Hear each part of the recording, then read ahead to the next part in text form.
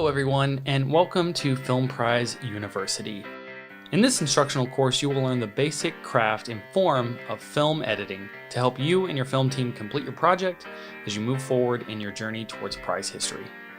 My name is Colby, and I am the filmmaker liaison for Film Prize Junior and the Louisiana Film Prize. I've been a professional filmmaker for the last decade with several award-winning films under my belt, and more. In today's video, I will be covering the basic techniques of editing and post-production from a professional point of view, as well as the theory behind what makes a good edit and some tricks you can use to elevate your film to the next level. How about a magic trick?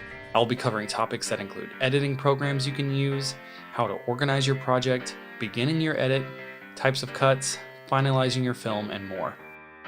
If you're past the basic steps, skip to these sections via the timecode on screen as necessary. So let's get started.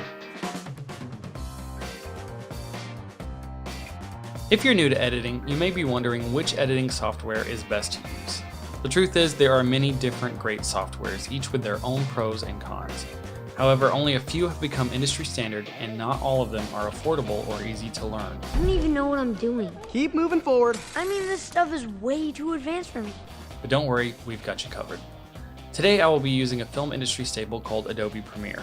Many major studio films you've heard of were edited using Adobe Premiere, including Terminator Dark Fate, Deadpool, Avatar, The Social Network, Superman Returns, and Gone Girl, and many more. Adobe is available for download through their website with a free trial and is compatible on both Mac and PC. You can find a link on our website and more information in the description down below. However, I don't like it. if you feel that Adobe Premiere is not a good fit for you or is incompatible with your computer, we also have a few other options that are great for beginning editors to work with. Sony Vegas Pro is another popular editing software used on the 2007 horror hit Paranormal Activity, and also comes with a free 30-day trial but is only available on PC. For Mac-only users, Apple's iMovie is a free and easy-to-use editing software that many beginning editors go to and has a simple layout that's easy to jump into. Lastly, if you're not happy with any of those options, you may consider OpenShot, another free editing software compatible with both Mac and PC. Here's a tip. If you need in-depth tutorials on how to operate each of these programs, we have everything you need to get started, including download links and other important information on our website and in the description below. But who cares? No big deal. I want more. And of course, these are not the only editing programs out there. Some of you may be curious about Final Cut Pro or Avid Media Composer, and if you're interested in those, then we encourage you to do your research and find the best editing program for you. But regardless of the software you use, the basics of storytelling, editing, and filmmaking apply across the board. It's a prestigious line of work with a long and glorious tradition. Now that you have an editing software for your film, before you jump in, there's a few important concepts that every serious editor should know. Editing can be a long, complicated process for many projects, and some projects can have hundreds or even thousands of files to work with, so it's very important to keep your projects well organized. Of course, your project may not be large enough to require multiple editors or thousands of files, but having a properly organized project will also help you tremendously when it comes to saving time, reducing work, and finalizing your film. There's a slight possibility of overload. Yeah. I'll keep that in mind. Good. I'll see you tonight. Here's a tip. When creating your project folders, be sure to use a simple format that anyone can understand. The idea would be to make your organization so simple that anyone opening the project can browse the folders to find what they need without your help. Spending a few moments to keep your project organized will save you time and many headaches and will help you reach the finish line with flying colors. Now it's time to get started on your edit. First, you will need to open your editing software. Again, in my case, I'm using Adobe Premiere. Create a new project and save it in the proper folder. I recommend saving your project very often, as you don't want to have your program glitch out or your power cut off and lose hours of work you forgot to save. Once you've created your project, you will need to begin importing or adding your assets. Once you've imported your assets, you may need to combine your sound with your footage. This process is called marrying sound. Marriage. Marriage is what brings us together today. If you used a boom mic and a separate sound recorder on set, So we gotta hold, I gotta We got a plane. Your sound isn't attached to the footage you'll be using, and you have separate video clips and separate audio clips. All right, we're good to go again. Let's do it. One shot. Just one shot. Hopefully, you used a slate on set before each take. This will allow you to align each piece of footage with the matching sound files and sync them together. If you used a microphone built onto your camera or had your boom mic feeding directly into the camera, you may not need to marry the sound and can jump right into editing. Just make sure your sound and footage are married together before you edit the entire film to save you from hours of syncing later.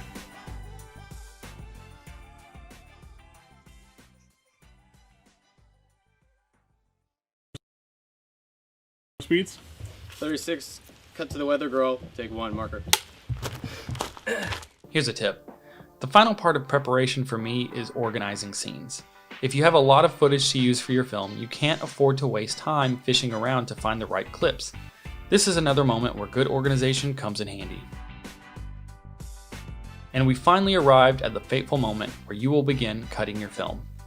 By now, you should be familiar enough with your chosen editing software to be able to use the basic cutting tools it offers to create a sequence or timeline for your film.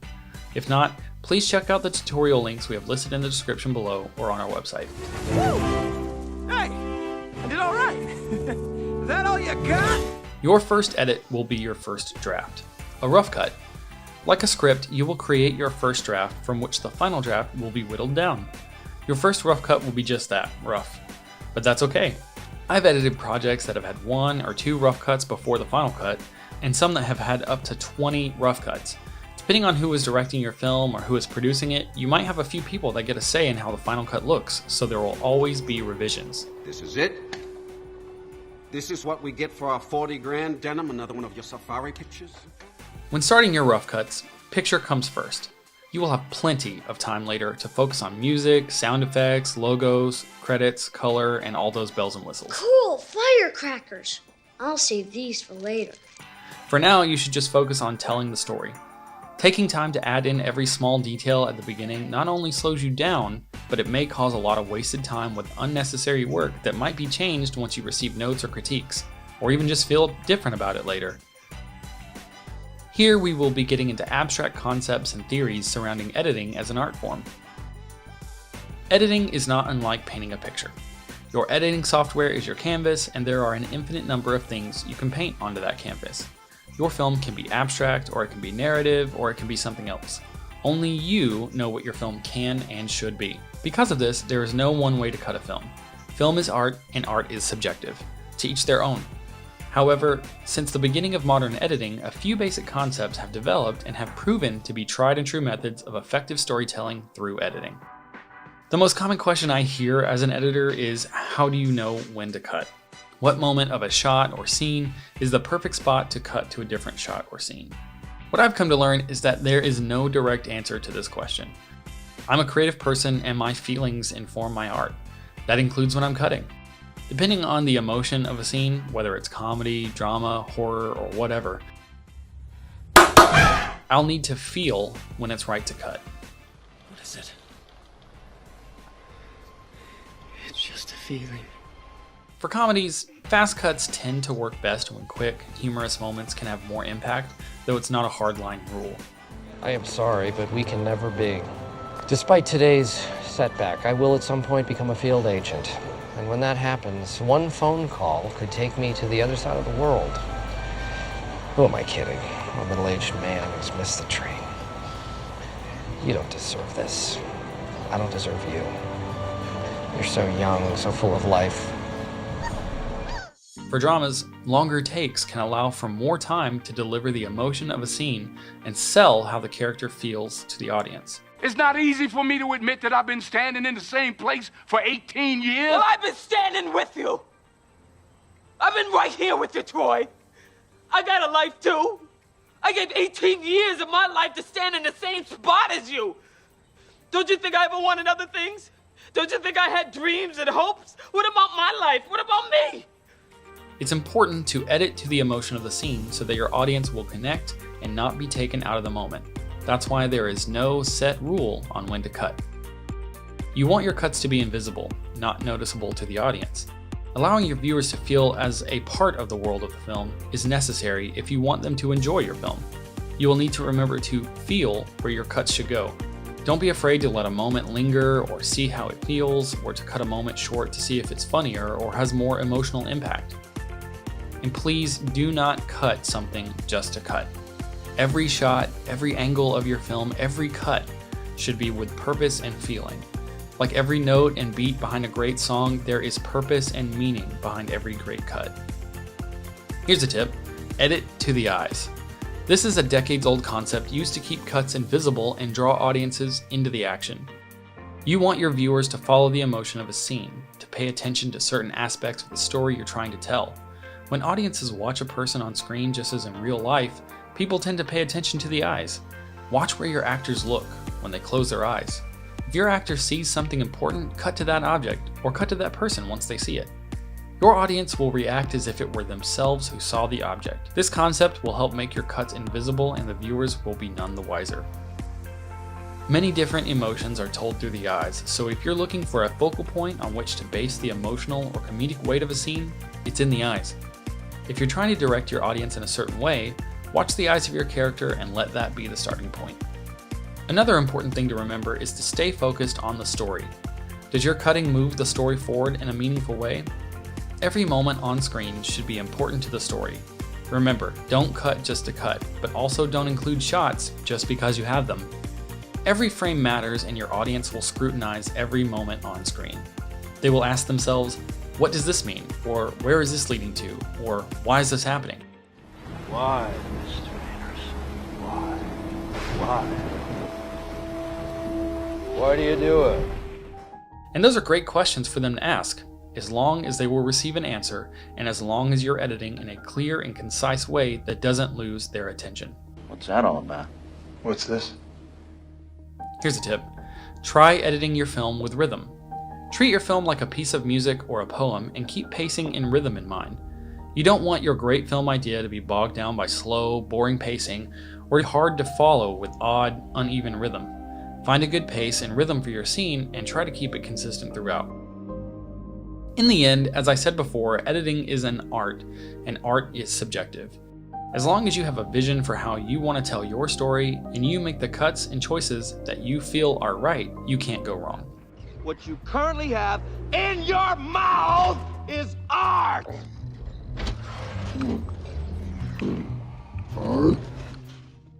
It may help to try and think of the movies that inspired you, or perhaps inspired your film. How are these films cut together? How did they keep your attention and move the story forward with every shot? That's not bad. I hope these basic tips will help you tell an engaging and enjoyable story for your audience. So you've finished your rough cut and you've got a picture lock. Hooray! Congratulations. But what's next? Maybe you want to add music, color, titles, or more to your film. If you're in need of music, chances are you might not have a music composer as a friend.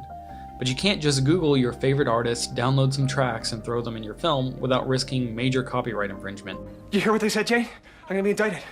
Yeah, but you only said what they told you. Indicted, Jane! Or without paying astronomically pricey licensing fees that can take months to clear. But most films fall flat without music.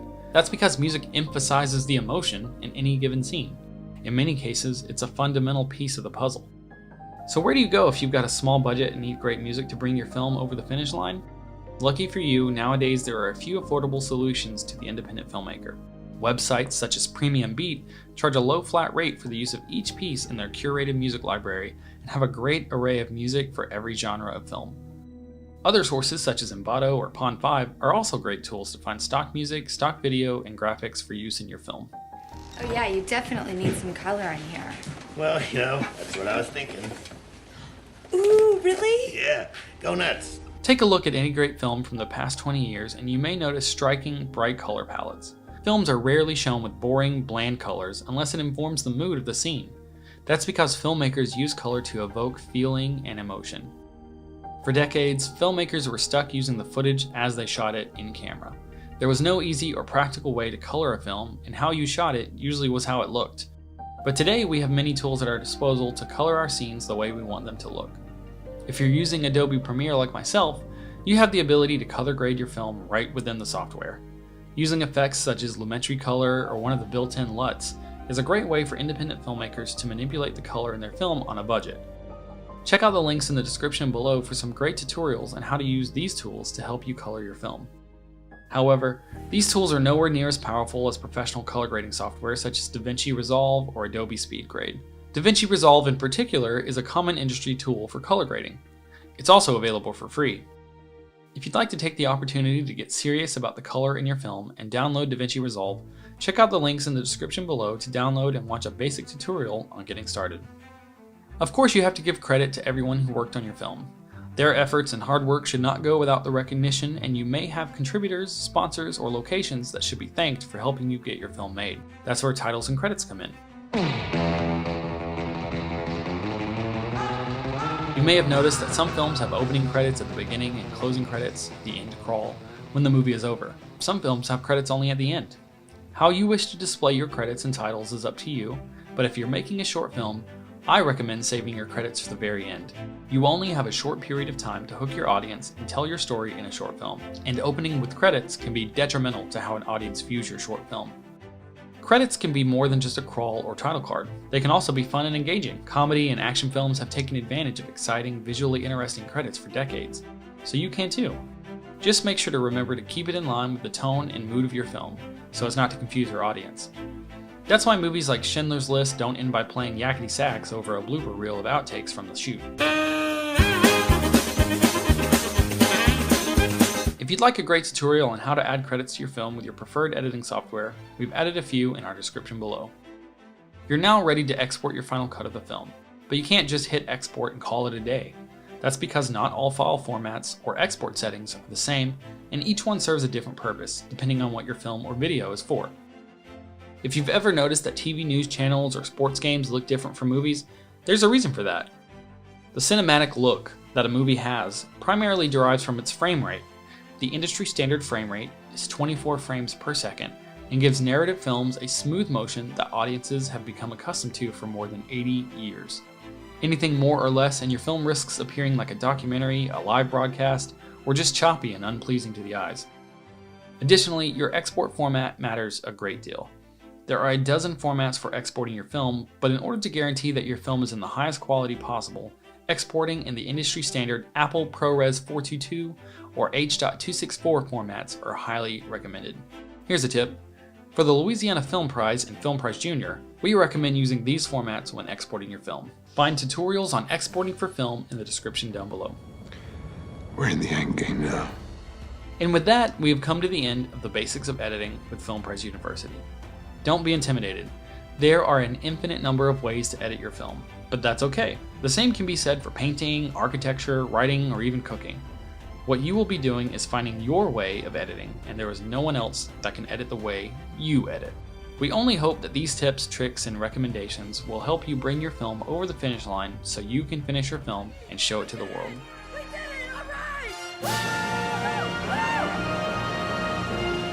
To learn more about the greatest short film competition on the planet, please check out our links and information in the description down below, or visit our website at filmprizejunior.com to learn more. And that's all I have to say about that.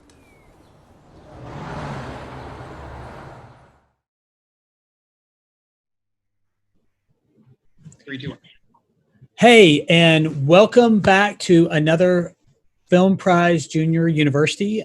We've done now 2 of these. The first one with Tom Johnson, looking at creativity. Yesterday we were with Colby Doler, who we're going to be with again today.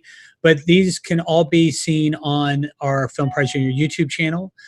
Also, I will tell you right now, we are in the middle of Film Prize Junior. If you are looking at your calendar, and it is June 16th, then you know that you can still vote for these films. We are breaking records with votes. We're breaking records on the viewing counts. These kids are being celebrated, and that's super important, and we're very proud to be able to do it. I also want to go over our schedule, just so that you know. Again, tomorrow at noon, Film Prize Junior Judges Masterclass. That will be on YouTube and filmprizejr.com. That is the group of judges. They're filmmakers who have been in the top 20 for the Louisiana Film Prize. We also will be screening the SWEPCO PSAs on YouTube and filmprizejr.com. That will be hosted by Stephen Knight. And then we're going to be doing 6 to 7:30 that night. Colby and Stephen will be hosting a Blue Slate screening of the festival shorts. Friday, another big day here on Film Prize Junior. At noon, we'll be screening the Shreveport Green PSAs hosted by Stephen Knight. And then the 6 to 7:30 Red Slate. Last weekend, we had great screenings of these slates where all the filmmakers and the teachers and the judges all get together. You do not miss that Thursday and Friday screening of the Blue Slate and the Red Slate. And then Saturday, if you're a teacher or you're a student, there's a roundtable discussion, which is preparations for Film Prize Junior 2021. That is with Tom Johnson, and it is phenomenal.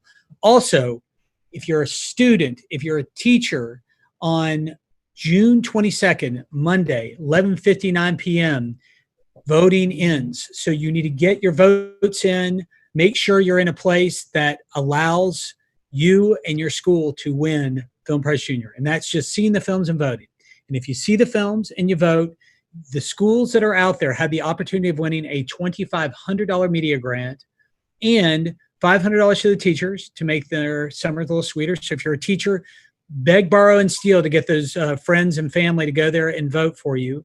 And then also $500 to celebrate the kids' achievements. Then on Wednesday, June 24th, very important day, Wednesday, June 24th at noon, right here on filmprizejr.com, and also streaming on YouTube and on Facebook, we will be doing the award ceremony and awarding our first online Film Prize Junior. So I am super excited about the schedule that's coming up. I am even more excited about the person I get to talk to, because this is somebody that knows so much about film. As you just saw with editing, we're going to focus on editing today, but Colby is a wealth of knowledge when it comes to any and every aspect of filmmaking. If you see him on the road, introduce yourself, I guess is what I'm saying. And until then, give a virtual round of applause and a socially distanced hug to one of my favorite people out there. You've done such a fantastic job on this. Ladies and gentlemen, Colby Doler. Hey, Greggy. Thank you. I'm so glad to be back. Oh my God, I messed up your name. You called me Greggy. I love this. It's like I'll be Greggy and you'll be Coley. I don't know, whatever I called you. So anyway, it's Colby Doler. Colby, you are an amazing asset to Film Prize in general. You've been helping filmmakers and doing films for a long time. You've now, with Stephen Knight, taken the helm of Film Prize Junior and done an amazing job. Why don't you give everyone just a short sort of intro to you and the things that you've done, and even maybe expand what you talked about there at the beginning of the editing film that you put together. Absolutely, yes. So I've been a filmmaker for over a decade now, and I came into the Film Prize fold back in 2013 when we found out about Film Prize. And I lived in Georgia with my friends, and we decided to come up here and make a movie. And then we kept coming up here and making more movies. And I've been editing professionally for about 6 years now. And that's pretty much been my life for the past 6 years is editing. And I learned it all through making films on YouTube and then on Film Prize. And I'm completely self-taught. And now I'm making the big bucks. I think one of the things that's important to note about you, and I talked about it in our last video together. I'm the idiot that went to film school and got the formal training. You've kind of shown that you can do it just by interest, focus, and using this thing called the interweb to help inform you. Maybe talk a bit about that journey that took an interest to something where it's now your profession. For sure. Well, I didn't really know what I wanted to do after I got out of high school. I was a manager at a movie theater. I always loved movies. And then, I wanted to go to college for it, but I started working on an independent feature film as just a production assistant. And I was so excited about it. And I told everyone there, I'm going to go to film school and I'm really excited. This is what I want to do. They all told me not to do it. They all said, no, don't do it. And, I've learned since then that, going to film school is really valuable for a lot of things. But also, film itself is just a lot of hard work. So whether or not you go to film school or whether or not you teach yourself everything like, film is hard work regardless. And so if you're going to be a filmmaker, you're going to have to go through and do the hard work that we've all had to do if you go to film school or if you just learn it on your own. But yeah, so my journey has just been one of really self-discovery in the film industry, and it's really been amazing. I've worked with people who went to film school. I worked with people who've not gone to film school. It's a really big collaborative process. It's interesting because we're going to even dive into what I think is the hardest part of making film. My background is writing. I've done directing. I've done producing. I have tried editing and never ever been successful at it. I mean, and we'll kind of get into sort of those gut checks that we all go through to find out whether we're good at this or not and how to connect with people who are good at it. But that I'm curious, just to jump right into it, what can you do during production, Colby, that will ensure at least an easier edit? Absolutely. So during production, yesterday when we talked about pre-production, staying organized was a really big part of that. But during production, there's things like clapping the slate. Things like that are, people wonder why you do that. I edited a video a while back for an online course, and the woman who was in the video saw that the filmmakers coming up and doing the clapper, and she said, "I didn't think people did that anymore. I thought that was an old school thing." And I thought that was hilarious because, the clapper marries sound and picture together, as I talked about in the video. And that's incredibly, incredibly important, because if you don't do that, we won't know exactly where the audio is supposed to line up with the video. That's the first big thing, making sure to have a clapper, have a slate, and keep track of that. On set, every time that you're recording film, most likely you're going to be shooting on a digital camera. Make sure to keep track of the files you're shooting, of the storage that you're shooting on. Make sure to just stay organized with all of that on production, that your physical media, keep track of it. Also, duplicate all of your files. If you're shooting a terabyte of footage, duplicate that onto another hard drive. It will save you in the long run, because the last thing you want is for someone to delete all of that footage. So that's pretty much like the biggest things to remember. Always make sure to slate. Always make sure to back up your files, and then keep a document if you can. A script supervisor is a great thing to have. A lot of these, student films aren't going to have a script supervisor, but if you can have someone who's keeping track of what you shot and what shots were good, what shots were bad, that can really help an editor go through and see the footage that they can get to quickest in order to finish their rough cut. You talk so much about organizing, and I totally agree with that, having gone both ways on that advice. I'm curious if you could talk a bit about organizing, but talk about it in the sense of what happens when you do it and how that makes things easier. But also, I think more importantly, is what happens when you don't organize. Oh man, so when you do organize, it makes your life a lot easier. Films, like we said, are collaborative projects. And if you are starting out your rough cut, you might not be the final editor, or if you are the final editor, you might be getting your cut from someone else. Or if you're the director who wants to maybe cut the film, hopefully your editor was organized, because if you have to search through a project that has hundreds or thousands of files to find something, then it's going to take you much longer than it should in order to get to your edit. Being creative is really takes a lot of energy out of you. And so to have to search for files, can take a lot of that energy up, and makes you not really want to be as creative. And so really just staying organized is very, very important.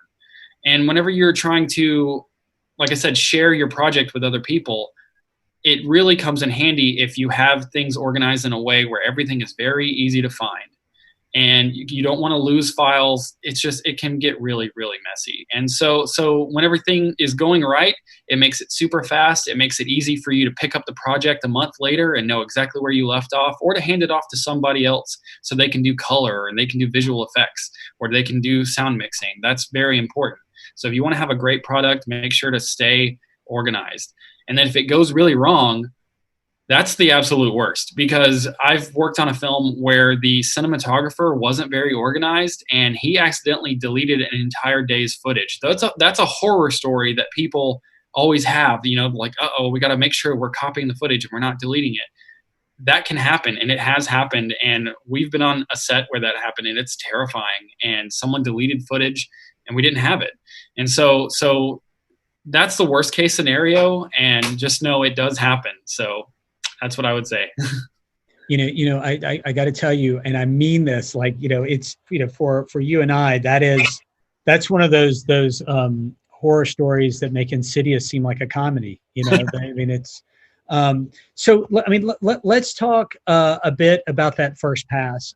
You talk about visual storytelling, which is, for somebody who self-taught, that's a pretty high level sort of approach to editing, which is sort of telling the visual story first.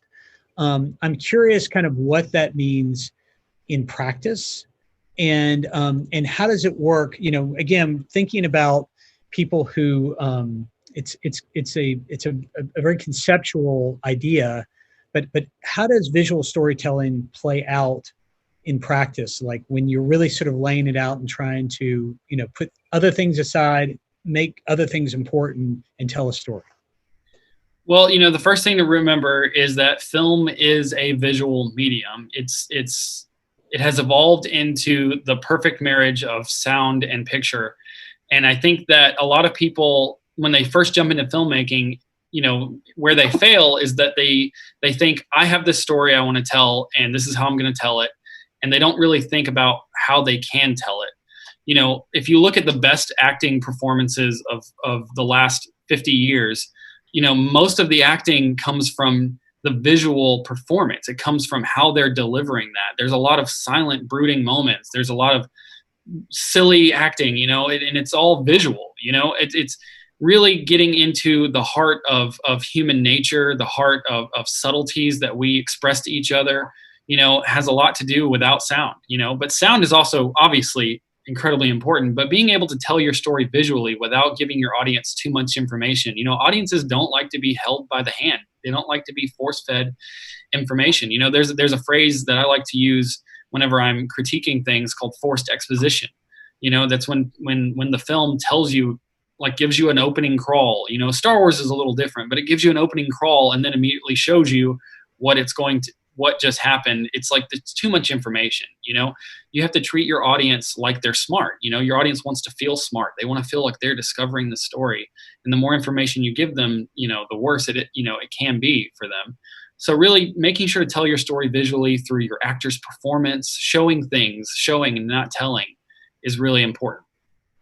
I'm going to challenge you a little bit on, your next point. Really, you talked about the emotions of editing, and I got to tell you that you have to be a pretty well-developed editor to edit with emotion, right? I'm curious if you want to stick to that point. That's cool, but really thinking about some of these people who are tackling their first edit, right? Or they are even their second edit or third edit, to be quite honest. What are some things that you can sort of take out of that, besides sort of the intuition that an editor learns over time?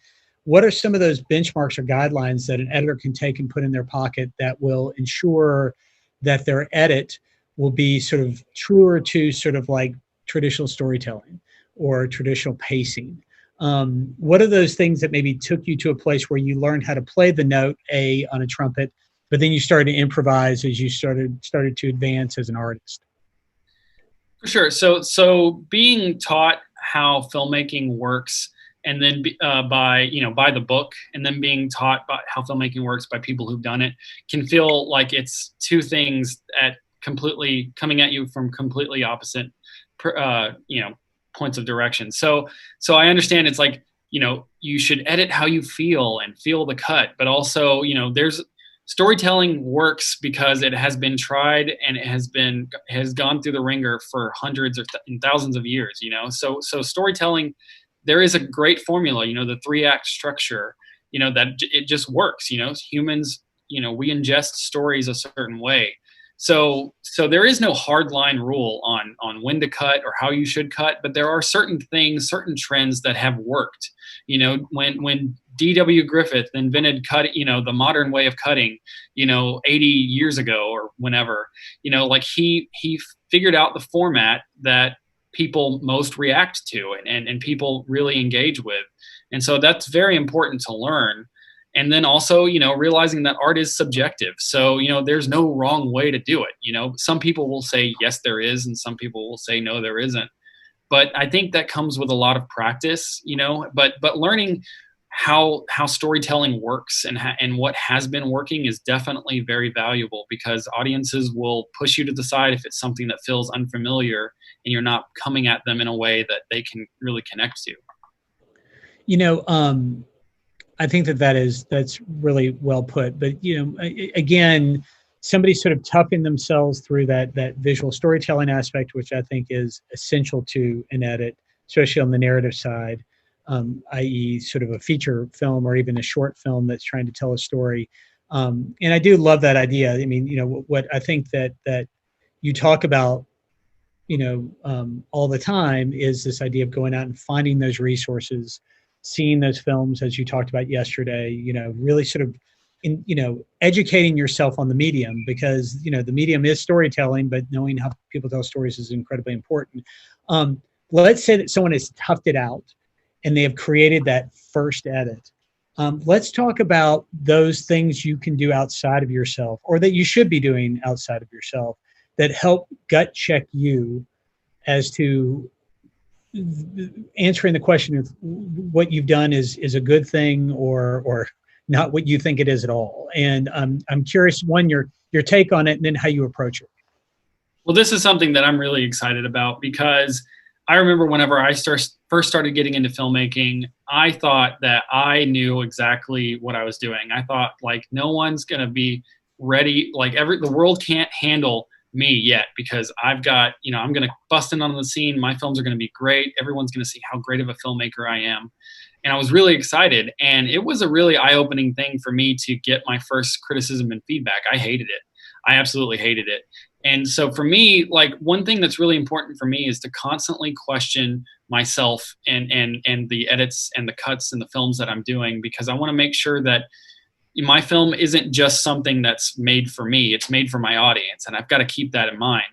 Your audience will pick up on things you never pick up on. So really trying to question yourself and making sure that you're not too attached to what you're doing. It's called, killing your darlings is the phrase. Like, if something feels like you have to absolutely have it, keep it. But really, like, take a look at the film. Don't be afraid to cut it down. Cut out things that aren't necessary to the story. And if you think everything is necessary to the story on your first cut, you're absolutely wrong. So really just making sure to know, no matter what, and it's nothing against you. It's nothing personal. I had to learn that it's nothing personal that, my idea for this scene just didn't work out, and that happens. Films evolve over time. They start out as an idea, then they become a script, then they become a breakdown of things you need, and then you shoot it and it's just raw footage, and then you cut it together, and it is a very fluid process, and things change, and films can turn into a great idea to a masterpiece or to something that just didn't work out. But being able to cut your film down and to what makes it great and what's going to make it perfect for the audience is very important. So I think that you have sort of almost shown that path, and it's a rocky path that kind of gets you from that beginning through an edit to the end. I'm curious when you feel like it's done, and I realize that the way out of this question is to say, well, you're never done, or there are those who never feel like they're done. But how do you feel like? Or how can you tell when something is completed, when the film is complete and needs to be shown to the world? Well, any good editor is going to want to continue tweaking for as long as they can. But the best thing to do is to get through your first rough cut, share it with the director, or if you are the director, share it with people who are close to the production and get their input on it. Go back, make changes. And then you'll do that a few times. But whenever you get to a point where you feel like you need to know how an audience would feel about it, that's an important process. You should find people that are close to you, that will be honest with you. And that's the biggest thing, honesty. Finding people who will tell you their opinion on something, obviously, hopefully without hurting your feeling, just being honest. And you need to be open to that interpretation and to that point of view, because trying to find an audience, trying to find someone who will be honest with you about what they're seeing and their reaction to it is a very hard thing to do, even as a professional filmmaker. And trying to get someone's feedback that will give you something that you didn't even think about before is incredibly important. So that's really the first step, is getting that feedback. And then finally after that, just saying, looking at it, realizing you have all the boxes checked off, the sound is mixed, the color is done, all the scenes are in, we've cut out stuff, everyone's happy with it. I hopefully am happy with it. And then just being able to push it aside and say, this is done, let's put it out there. I think that you have quelled the fears of at least that person is doing it for the first time. We know they'll still be ripping their hair out at the end, but I think it's certainly some good guidelines. As is our tradition on these workshops, I'm going to give you a moment to think about the wisdom you want to give that editor that's sitting down and cracking open Adobe Premiere for the first time, with all that footage in front of them, hopefully organized. I also want to thank you and Tom Johnson for everything you guys did. These online workshops have been phenomenal. Heard feedback from the teachers. They have been really appreciative of you guys. So thank you so much for that. But I'm going to go over the schedule for a little bit. So what I'm getting you to do is organize the footage in your mind, Colby. Tell a visual story. Put your edit together. Show it in front of your audience, and then come out with the best product you can. And it's really going to be about kind of what kind of wisdom can you give those editors out there that's kind of a young Colby. And so again, I want to thank everyone who has attended or are watching these workshops. We've had great crowds, and it's been a lot of fun watching this thing inform people and hopefully get them ready for Film Prize Junior 2021. I do want to tell people that there is a Film Prize Junior Judges Masterclass tomorrow at noon. Then there are 2 screenings tomorrow. 2 screenings on Thursday, June 18th. There's one at noon, and then there's one from 6 to 7:30. And then on Friday the 19th, there is again one at noon and one at 6 to 7:30. You can get details at filmprizejr.com. That's filmprizejunior.com. And then Saturday, there's a roundtable discussion that will be hosted by the effervescent Tom Johnson, who will be talking about how to get ready for 2021 Film Prize Junior. Hopefully you can attend that. That's always been, or it's been pretty phenomenal so far. Then on Monday, June 22nd, 11:59 p.m., voting for the PSAs and short films closes. You have to see the films. You have to vote. Hopefully Help a School win $2,500 media grant, so a media grant of $2,500. Help a teacher win $500. Help the students win $500 to celebrate their efforts. And it is a wonderful crop of films this year. I want to congratulate all the teachers and the students. Then Wednesday, on June 24th, the rubber will meet the road. We have the confetti cannons ready. We will be awarding our Film Prize Junior 2020 online version champion and all the awards that go along with it. That's the SWEPCO PSA Award, the Shreveport Green Award, the Inn of Courts Award. They're all going to be awarded at noon on Wednesday, June 24th. I think I procrastinated enough. I've given you enough time to knock it out of the park. Colby Doler, give us some wisdom to those editors that are sitting there. Their palms are sweaty. They're trying to figure out what they're going to be doing. You need to put some light on the path and show them the way. All right, so I've got it down to 5 points. Organize yourself.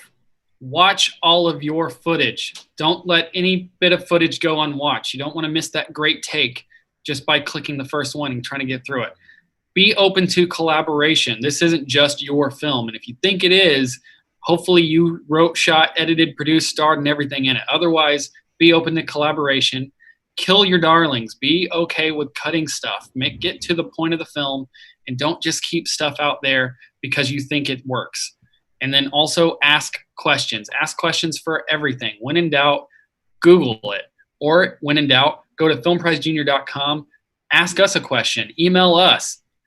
Find out. We will help you out with anything you need to know. That's the 5 points, and I wish you all the best. Well, I think that you picked up the bat, and I'm not a big sports guy, but I think you knocked it out of the park, which I believe is baseball. That's a baseball metaphor for you there.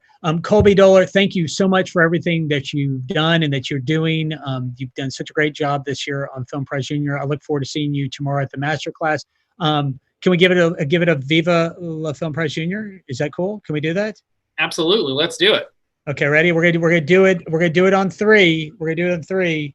Are we both up, or are you just you or me? Just me right now? You haven't even figured out that part. So this is what we're gonna do. I'm gonna do it, then you do it, and then we're out. Okay, here we go. We're on 3. I'm gonna do it, and then you do it. All right. I know it's switching back and forth. It's making people all dizzy. Ready? 1, 2, 3. Viva la Film Prize Junior! Viva la Film Prize Junior! Yeah!